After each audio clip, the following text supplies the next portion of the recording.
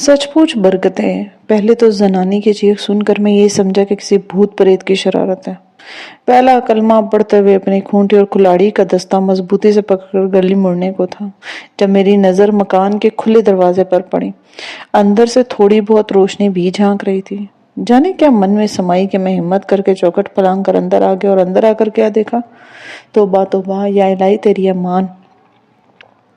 गांव की चौकीदारी पर मामूर लाल दीन ने बेख्तियार झुरझुरी सी लेकर अपनी बीवी की तरफ देखा।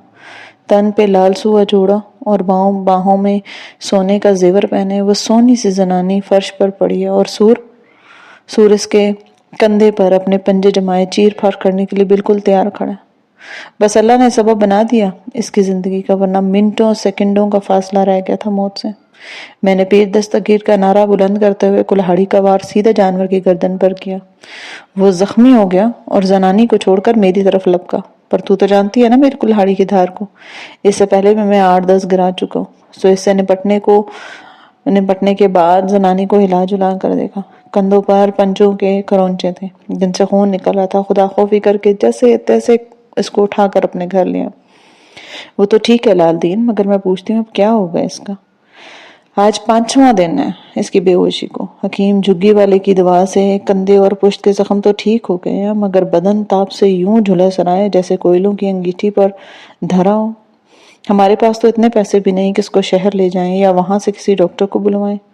बरकते फिक्रमंदी से सफेद खेस में लिपटी होशो हवास से बेगाना हरारत तमतमाते चेहरे वाली अरशीन को देख रही थी, जिसके बाजुओं पर अजीब सी देसी मरहम का लेप किया गया था। जो कर सकते हैं वही करेंगे, अल्लाह मालिक है। मैं सोचता हूँ जाने किस घर की है, किसके जिगर का टुकड़ा होगा, और यहाँ ना मालूम किन हालों में पहुंची है। चेहरे मेरे और लिबास से तो अच्छे पढ़े लिखे खानदान से लगती है, इस इलाके की नहीं लगती। कहीं एसपी बाबू की रिश्तेदार तो नहीं, यानी कि घर तो पड़ी मिली थी। अक्ल के हाथ पा लाल दीन, बाबूजी अपने घर की लड़की को यूं फेंक के जाएंगे भला। बरकते ने मलामत अंगेज नजरों से घूरा, फिर दोबारा से अरशीन का चेहरा टटोला। एक बात कहूं, पिछले 4 दिन से जी में चुभ रही है। बरकते ने सरगोशियाना अंदाज में खावंद की तवज्जो अपनी जानिब मबजूल करते हुए कहा, जब तुम इसे चारपाई पर डालकर मुझे जख्म धोने का कहकर बाहर गए थे ना, तो मैंने देखा था इसकी कमर पर एक उंगल चौड़ी नील पड़ी हुई थी, जिससे खून रस रहा था। लाश का निशान और सूजन अभी तक मद्धम नहीं हुई। जानवर तो सिर्फ बाजुओं पर जख्म डाले खड़ा था ना, फिर जिस्म के पिछले हिस्से पर चोट कैसे आई। दोनों मियाँ बीवी इस्तेफामिया अंदाज से एक दूसरे को देख रहे थे, जैसे सोच के वानों में जगमगाते गैर वाज़ेह मंजर को नुमाया करने की कोशिश कर रहे हैं। फिर लाल दीन गहरी सांस लेकर कंधे पर टपका डालते हुए उठ खड़ा हुआ। रब दिया रब जाने, जब ये होश में आएगी बात तो सारी तभी खुलेगी ना। मैं चलता हूँ खेतों पर। ये लाडो कहाँ, इसे कहना अमीर दीन के लिए रोटी लस्सी ले जाए। वो सुबह से मोंजी काटने में लगा। दोपहर वेला आ गया।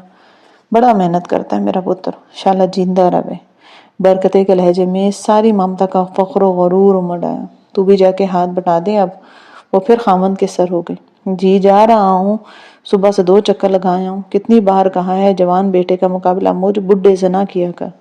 अब घन घाई हड्डियों में जान ही कहाँ है। लाल दीन बड़बड़ करता घिसा हुआ बोसीदा खुस्सा अड़स रहा था।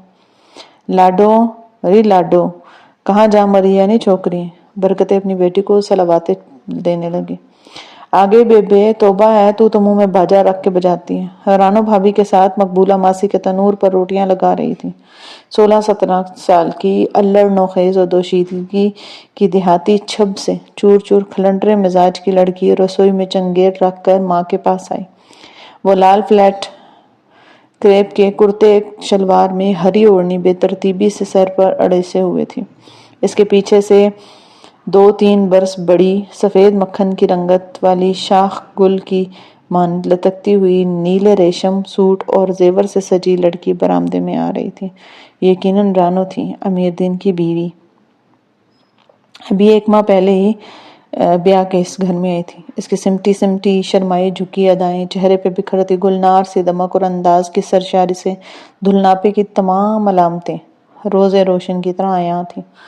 روٹیاں لگوا رہی تھی یا ولایت سے منگوانے چلی گئی تھی؟ کون سا ویلا سر پہ آ گیا، بچہ کھیتوں میں بھوکا بیٹھا ہے۔ برکتیں نے بیٹی اور بہو پر بیک وقت کڑی نظر ڈالی۔ لال دین باہر نکل گئے۔ بہو جلدی جلدی ڈول میں لسی بنانے لگی۔ جانتی تھی امیر دین گرمی چھوڑ کر سردیوں کے موسم میں بھی لسی اور مکھن ملائی کے بغیر کھانا نہیں کھاتا۔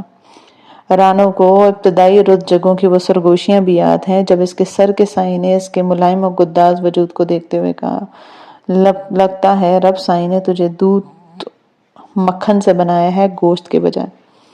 چنگیر میں 5-6 روٹیاں رومال میں لپیٹ کر ایک طرف گلاس اٹکایا، ساتھ میں رکابی میں شکر اور مکھن کا امیزہ رکھا اور روٹیوں کی تہہ میں ڈھیر سارا اچار جمانے کے بعد رانو نے چنگیر لاڈو کی طرف بڑھا دی۔ تو خود ہی چلی جا رہی ہے، میرو بھائی کا جی خوش ہو جائے گا۔ لاڈو کو بھائی بھابھی کی بے قراریوں کا اندازہ تھا۔ شوخی سے سرگوشی میں بولا تو رانو شرما گئی۔ اندر سے تو وہ یہی چاہتی تھی کہ ساجن کے لیے خود کھانا لے کے جائیں، مگر ساس سے حیا کے مارے نہ کہہ سکے۔ بیبے نے تجھے کہا ہے، وہ دھیرے سے نن سے مخاطب ہوئے۔ تو کیا ہوا، ہم میں سے کوئی بھی چلا جائے، بیبے نے میرے اوپر ٹھپا تھوڑی لگایا۔ ٹھہر میں بات کرتی ہوں۔ پھر وہ بیبے کے پاس برآمدے میں آئی۔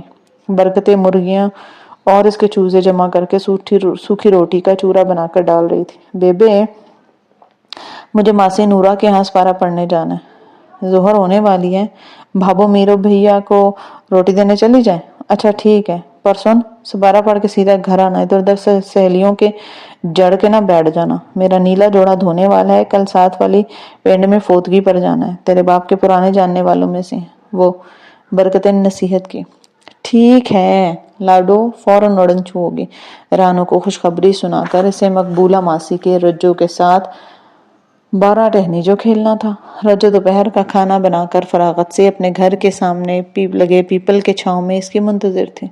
رانو نے 5 دن سے نیم مردہ پڑی بن بلائی مہمان کے پاس آ کر منہ پر ہاتھ رکھتے ہوئے جسم کی حرارت چیک کی، پھر کھیس برابر کیا۔ چنگیر تھام کر دوسرے ہاتھ میں لسی کا ڈول اٹھاتے ہوئے ایک نئی ترنگ سے گھر سے باہر آئے۔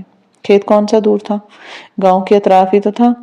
2-4 منٹ بعد وہ مونجی یعنی چاول کی فصل میں مصروف عمل امیر دین کے سامنے تھی۔ او بلے، یہ چاند کہاں سے چڑھ گیا؟ میں نے سوچا آج میں روٹیاں لے جاؤں۔ اس نے کلائی کی چوڑیوں سے ساز چھیڑا۔ اس سے اچھی اور کیا بات ہو سکتی ہے، میری تو ساری تھکن اتر گئی ہے۔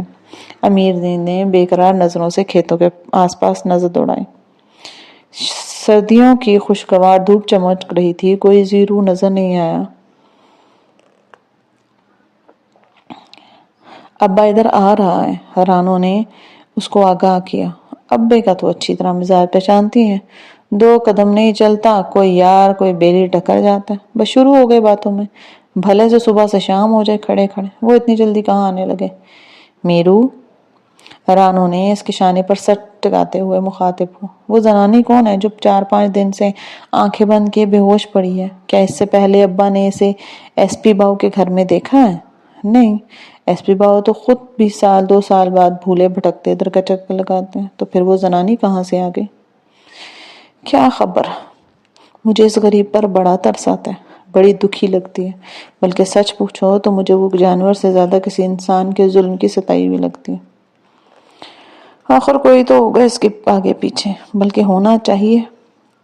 اس نے کھوئے ہوئے انداز میں امیر دین کی طرف دیکھا۔ اگر کوئی ہوتا تو اب تک اس کی خیر خبر لینے آ چکا ہوتا نا۔ ہاں امیر دین، ہو سکتا ہے اس نے کسی کے خوف سے بھاگ کر یہاں پناہ لی ہو۔ اللہ کرے اسے جلدی سے ہوش میں آ جائے تاکہ معاملہ کھل سکے، ایسا نہ ہو کہ کل کلا کوئی مصیبت کھڑی ہو جائے۔ اب کی امیر دین بھی فکر مند نظر آ رہا تھا۔ ابا آ رہا ہے۔ 2 پگڈنڈیوں پر نمودار ہونے والے ہیولے کو دیکھتے ہی رانو اپنا آپ سنبھالتی ہوئے ایک سائیڈ پہ، لگتا ہے آج کوئی یار نہیں ملا راہ میں، امیر دین نے آہ بھری اور جیسے بڑی کڑوی گولی نکلتے ہوئے کہا۔ رانو کھلکھلاتی سی کیف آور ہنسی ہنستے ہوئے دوپٹہ دانتوں میں لیتی پرے ہو گئی۔ ہاٹ شاٹ کلب کے 3 فلورز پر حسب معمول زندگی کی رونقیں عروج پر تھیں۔ 3 فلور شادی بیاہ اور بڑے پیمانے کے دیگر فنکشنز کے لیے یوز ہوتا ہے، جبکہ نچلا فلور جم خانہ، ایکسرسائز روم، سوئمنگ پول اور دیگر جدید ترین کھیل و تفریح کے لوازمات سے آراستہ تھا۔ درمیانے فلور پر ریسٹورنٹ اور لابی تھے. یہیں شیشے کے در و دیوار سے مزین ایک جدید ترین کیفے بار بھی تھا جہاں عموماً غیر ملکی اور امرا اور رسا کی بھیڑ بھاڑ نظر آتی. مہران سرخ ٹی شرٹ اور سیاہ جینز میں سیاہ گوگلز ماتھے پر ٹکائے ابھی بھی جم خانے سے نکل کر ادھر آیا تھا. اس کی متلاشی اور متجسس نگاہیں ہال کے ایک گوشے کا جائزہ لے رہی تھیں. بظاہر وہ ٹیبل منتخب کر کے آرام سے بیٹھ چکا تھا مگر نظریں ہنوز ادھر ادھر گھوم رہی تھیں. اور پھر اسے ناکامی نہیں ہوئی. لیلا شاہ کسی امریکن ادھیڑ عمر آدمی کے ساتھ بیٹھی نظر آ گئی. وہ نیلے ٹراؤزر اور سفید ہائی نیک جرسی اور سفید مفلر میں ملبوس خاصی پرکشش لگ رہی تھی. شانوں پر بکھیرے سیاہ تراشیدہ بال ایک ادا سے آگے پیچھے کرتی وہ دیکھنے والی چیز لگ رہی تھی. موبائل بائیں ہاتھ میں تھا اور دائیں ہاتھ میں بھاپ اڑاتی کافی کا کپ. مہران نے بغور اس کا جائزہ لیا پھر کچھ سوچ کر اس کی میز کی طرف آیا. اس سے پہلے بھی اس نے کبھی لیلا شاہ کو درخواہ اعتنا نہیں جانا تھا بلکہ نظر ڈالنا پسند نہیں کیا تھا مگر اب مجبوری تھی. لیلا شاہ کے گہرے سرخ لپسٹک سے چمکتے گہرے ہونٹوں پر پر اسراس مسکراہٹ کھیلنے لگی تھی. امریکی ادھیڑ عمر مرد دری اسنا اٹھ کر چلا گیا تھا. پتہ کرنا چاہیے آج سورج کدھر سے نکلا ہے. آج آسمانوں پر بسیرا کرنے والے خاکساروں کے پاس چل کر آئے ہیں. اس کے چہچہاتے ہوئے لطیف استہزاء کو مہران نے بمشکل برداشت کیا. وہ بڑے ضبط و تحمل سے معاملہ آگے بڑھانا چاہتا تھا. کیسے مزاج ہے مس لیلا؟ اس سے بڑھ کر بدنصیبی کیا ہوگی کہ ابھی تک مسز نہیں بن سکے، خصوصاً اس سٹیج پر جب آپ بھی کسی کو مسز بنا چکے ہیں. شیشے کی دیواروں پر مشتمل ہال کی چھت گویا چھناکے سے مہران پر آن گڑی. واضح طور پر وہ ہل کر رہ گیا تھا. جانتی ہیں آپ کیا کہہ رہی ہیں؟ اس کو کیسے خبر ہوئی؟ تو کیا یہ واقعی شادی دونوں کے خفیہ پلان کا حصہ تھی؟ عرشی نے جو کچھ کیا لیلا شاہ کی ہدایت اور رفاقت کا سبب کیا، ایک سوچی سمجھی ترکیب کے عین مطابق. فکر نہ کریں، جیسے یہ راز آپ کے سینے میں دفن ہے نا، اس طرح بالکل ہمارے دل میں بھی حفاظت سے جذب ہو جائے گا. بے اعتباری کیوں دکھاتے ہیں صاحب؟ ہم تو پہلے بھی بارہا عرض کر چکے ہیں کہ ایک بار دوستی کا ہاتھ تو بڑھائیے. وعدہ رہا، عمر بھر دستے تعاون پیچھے نہیں ہٹائیں گے. ہم آپ کے پرانے شناساؤں میں سے ہیں اور سچ پوچھیں تو یہ عمل کا رد عمل ہے محض. آپ کو بھی تو کچھ عرصے سے ہماری بہت فکر ہو رہی تھی نا. بڑا تردد کیا اس نازک سی ایس آئی کو ہمارے پیچھے دوڑا کر. ہمیں حکم دیا ہوتا ہم اپنی ساری سرگرمیوں کی رپورٹ لے کر آپ کے حضور پیش ہو جاتے. لیلا کا مسکراتا ہوا مطمئن و بشاش لب و لہجہ مہران کے اعصاب پر ہتھوڑے برسا رہا تھا. پھر اس نے طویل سانس لی. اس جیسی چالاک، مکار، ذہین و ہوشیار اور سے کیا بئی تھی. کیسی ہماری مصورہ صاحبہ؟ وجہ سے بڑی اپنائیت سے عرشین کا پوچھ رہی ہو. مہران کا خون کھول گیا. آپ کس حد تک عرشین کو جانتی ہیں؟ جس حد تک رازدار دوست ایک دوسرے کو جانتے ہیں. لیلا شاہ نے انتہائی بے پرواہی سے پتا پھینکا. مہران کے اندر آتش فشاں پھٹنے کو تھا. لیلا شاہ کی باخبری اور عرشین کی ذات سے بے تکلفانہ شناسائی اس بات کا بین ثبوت تھی کہ وہ پوری طرح لیلا شاہ کے مکروہ دھندوں میں ملوث تھے. دیکھیے اب تو آپ سے رشتہ داری میں نکل آئی ہے نا، اصولاً آپ کو تھوڑی رعایت تو بخشنی چاہیے. کیوں سادہ لباس والوں کو ناحق مشقت پر لگا رکھا ہے؟ کم از کم وہ پھولوں کی ملکہ، حسن کی وہ شہزادی، بھلا سا کیا نام ہے اس کا، ہاں درِ نایاب، کچھ جچتی نہیں ہے ہمارے پیچھے خوار ہوتی ہوئی. مہران کا ذہن کہیں دور فراٹے بھر رہا تھا. لیلا شاہ کے پاس اس کی نجی زندگی کا اتنا اہم راز آنا خطرے کی گھنٹی تھا. اس نے فی الفور وسن کوٹ جانے کا ارادہ باندھ لیا تھا. تاریخ طے ہو چکی تھی. ٹھیک 20 دن بعد اسے پیا دے سدھانا تھا. سر خوشی و مستی جیسے لہرا لہرا امبرین کا وجود بھگو رہی تھی. اسے اپنے حواسوں پر یقین نہیں آ رہا تھا کہ منزل مراد واقعی قریب ہے. آرزوؤں کے نشاط انگیز لمحات دریچہ زندگی میں در آنے کو ہیں. عرشین کے ہاتھوں مسخر ہونے والے قلعے پر اس کے نام کا پرچم لہرانے کو ہے. وہ فاتحہ بننے والی ہے. یہ احساس اور ادراک ایسا نشہ آور تھا کہ گھر کی پابند و محکوم فضا کی گرمی نسیم بہاراں لگنے لگی۔ برہم فضائیں اس کی گالوں اور پیشانی پر اگنے والے ستاروں کو بجھا نہ پائیں۔ وہ خوش رہنے لگی، ناسازگار حالات سے بے خبر، بس اپنے خوابوں کی حسین دنیا میں گم۔ ارد گرد کیا ہو رہا ہے، بابا جان کی پہرے داریاں، بی بی جان کی سختیاں کتنی شدت اختیار کر چکے ہیں، اس سے اس بات سے بالکل بھی واسطہ نہیں تھا۔ بس چند روز اور ہیں کٹھنائیوں کے، پھر اس محبوس و مقید کیفیت سے ہمیشہ کے لیے چھٹکارا پا لوں گے۔ وہ جیسے خود کو حوصلہ دے رہی تھی۔ اس کی توقع اور خدشات کے عین مطابق ارشین کی رخصتی کے اگلے روز سے اسے کالج جانے سے منع کر دیا گیا تھا۔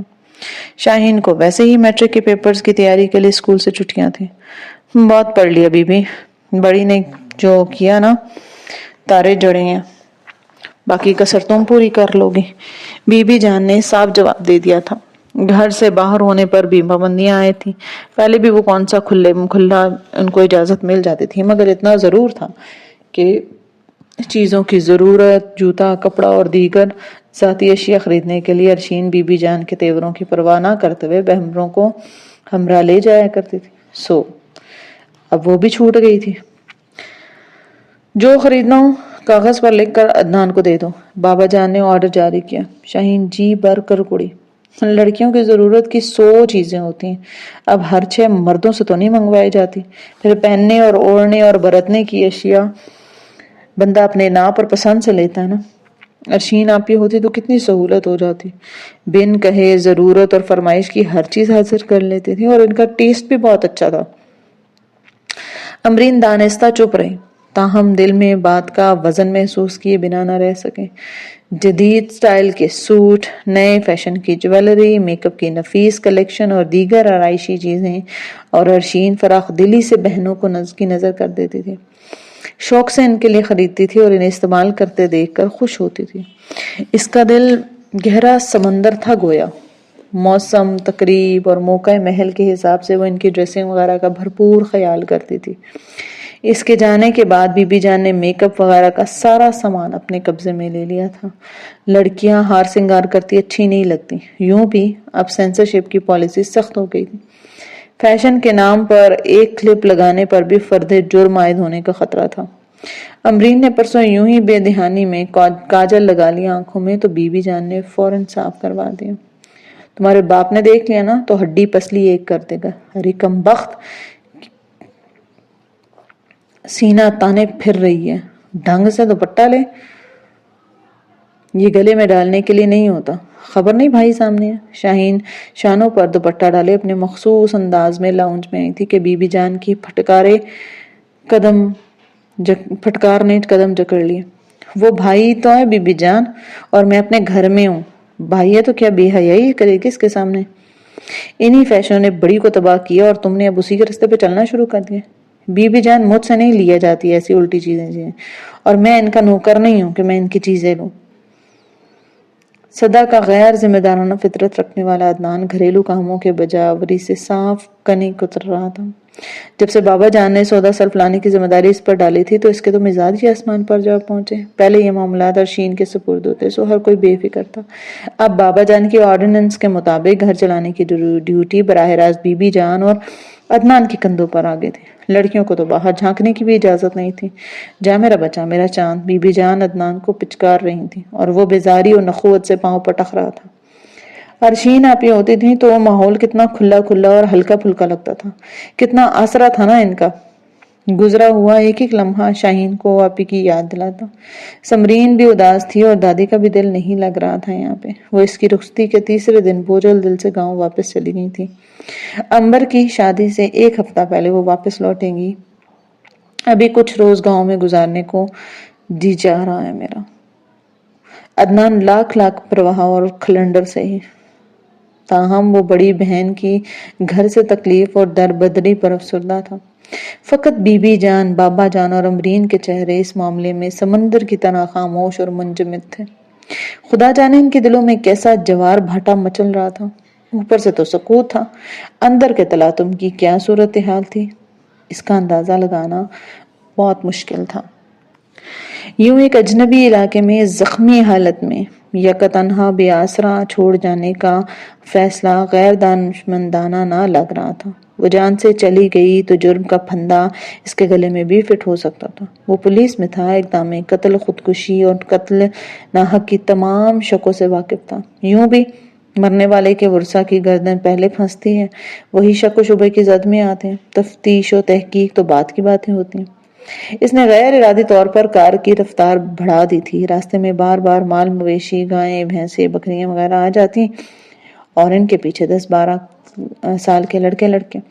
گاؤں والے مویشیوں کو پانی پلانے اور نہلانے سستانے کے لیے دن میں 2 وقت ندی پر لے جاتے۔ پانی پینے کے بعد مویشی نہر کے کنارے آ کر سب سٹیلوں میں چرنے لگتے اور ان کی نگرانی کرنے والے بچے ندی کے کنارے بے فکری سے کھیل میں مشغول ہوتے۔ یہ ندی چناب اور جہلم کے ملے جلے پانیوں کو سمیٹ کر اپنے ہمراہ لاتی تھی۔ آج کل سردیاں تھیں، ورنہ بچے بغل میں کپڑوں کا جوڑا دبا کر ندی پر آ جاتے، سارا دن اپنے مویشیوں کے ہمراہ پانی میں کھیلتے، کلکلاریاں مارتے۔ ان کی مائیں اور دیگر عورتیں دھونے والے کپڑوں کی گانٹھ باندھے دوپہر کے لیے روٹی اور اچار توشہ دان میں ڈال کر ندی کے کنارے ڈیرے ڈال لیتی۔ کپڑے، بچے، مال، ڈنگر بھی دھلتے رہتے اور گپ شپ بھی چلتی رہتی۔ ان کے مرد کھیتوں سے فارغ ہو کر حق بازو کے گھیرے میں لیے ندی کے طرف آ کے درختوں کی چھاؤں میں بیٹھتے۔ ایک عجیب سی رونق سی، ایک عجیب سا میلہ سا لگا ہوتا تھا۔ مہران نے آس پاس کی فصلوں پر نظر دوڑائی۔ چاول کاٹے جا چکے تھے، بس اکا دکا کھیت رہ گئے تھے۔ اب زمین کو گندم دھونے کے لیے تیار کیا جا رہا تھا۔ گنے کی فصل پک کر تیار تھی۔ ایک کسان اپنی بھینسوں کے لیے چارہ کاٹ رہا تھا۔ اس کا 8 سے 10 سالہ بچہ کھیت کی باٹ پر بیٹھا گنا چوس رہا تھا۔ مہران نے منشی کے کہنے پر پچھلے سال اپنے کھیتوں میں ٹیوب ویل بھی لگوایا تھا، جو اس وقت بھی چل رہا تھا۔ لوہے کے موٹے قطر کے پائپ سے پانی کی زوردار دھار نکل کر سیمنٹ کے 5 فٹ گہرے ہوز میں گر رہی تھی۔ ہوز کی ایک دیوار پر چوڑا شگاف تھا، جہاں سے مٹی کے نالے کے ذریعے پانی جو ہے وہ فصلوں تک پہنچایا جاتا تھا۔ گاڑی کھڑی کر کے آگے بند کر کے اس نے اونچی دہلیز پھلانگی اور اندر داخل ہوا۔ دروازہ کھلا تھا، کمرہ خالی تھا اور بھائیں کر رہا تھا۔ گرد آلود فرش پر سوکھے خون کے سیاہی مائل دھبے دے کر اس کی پیشانی پر تشویش کی لہر کھچ گئی۔ اس نے اطراف میں نظریں گھمائی۔ ارشین کا درمیانے سائز کا بیگ کسی کاٹ پر پڑا ہوا تھا۔ مہران نے آگے بڑھ کر اسے کھولا تو 2 کاٹن کے سوٹ اور ایک جوڑا جوتوں کا تھا۔ وہ کچھ سوچتا ہوا مٹھی بند کرتے ہوئے ہلکے پیشانی کو ٹہوکے دیتا باہر آ گیا۔ صحن میں اونچی گھاس چڑھی ہوئی تھی، کہاں جا سکتی ہے؟ قدرتی طور پر فکر سوار ہو چکی تھی۔ سلام باؤ جی۔ باہر گڈی کھڑی دیکھی تو اندر آ گیا۔ مجھے پتا تھا پوچھ تاچھ کے لیے آپ کو بندے کی ضرورت ہوگی۔ آپ کسی زنانی کو تو نہیں ڈھونڈ رہے؟ ملجگی دھوتی اور میلے سے کرتے میں ملبوس، پگڑی سر پر لٹکائے، مضبوط جسامت کا لال دین لشم پشم پیچھے سے نمودار ہوئے۔ مہران نے اس کی طرف رخ پھیر کر حیران نظروں سے اس کا جائزہ لیا۔ ہاں، کیا تمہیں اس کے متعلق خبر ہے لال دین؟ ہاں جی، وہ میرے ہی گھر پر ہے، پر بڑے جالوں میں ہے، بڑے برے حالوں میں ہے باؤ جی۔ اس کے زخم خراب ہونے لگے ہیں، تاپ سے پنڈا تندور بنا ہوا ہے، ابھی تک ہوش نہیں آئی۔ برکتیں اور بچیوں کی جان پر بنی ہوئی ہے جی۔ خدا نخواستہ کچھ ہو گیا تو ذمہ داری ہم پر آئے گی۔ آپ میرے ساتھ آ کر دیکھ لو۔ لال دین پھولے سانسوں اور بے اوسان لہجے میں ساری رپورٹ دے رہا تھا، جیسے جلدی سے جلد بریالذمہ ہونے کو جی چاہ رہا ہو۔ مہران گہری سانس لیتے ہوئے اس کے ہمراہ چل پڑا۔ لال دین کا کوٹھا اس کے مکان سے زیادہ دور نہیں تھا۔ ہائے میں مر جاواں، نہیں بابو دیکھ تو کیسا سونا چند ورگا شہری بابو آ رہا ہے ابے کے ساتھ۔ لاڈو ڈیوڑی سے گزر کر اندر کمرے میں جاتے ہوئے مہران کو دیکھ کر سرگوشیانہ رانو سے مخاطب ہوئی۔ وہ دونوں رسوئی میں کھانا پکا رہی تھی۔ لاڈو نے رسوئی کی کھلی کھڑکی سے یہ منظر ملاحظہ کیا۔ نی رانو کڑیے چینی والی اچھی سی چائے بنا۔ لاڈو نے تو گلی میں کھیلتے طیفے کو آواز دی۔ برکتیں اپنے دوپٹے کی پلو کی گانٹھ کھولتے ہوئے اندر آ رہی تھی۔ گانٹھ کھلنے کے بعد اندر سے 10 روپے کا تڑا مڑا نوٹ برآمد ہوا۔ کیا ہے بیبے؟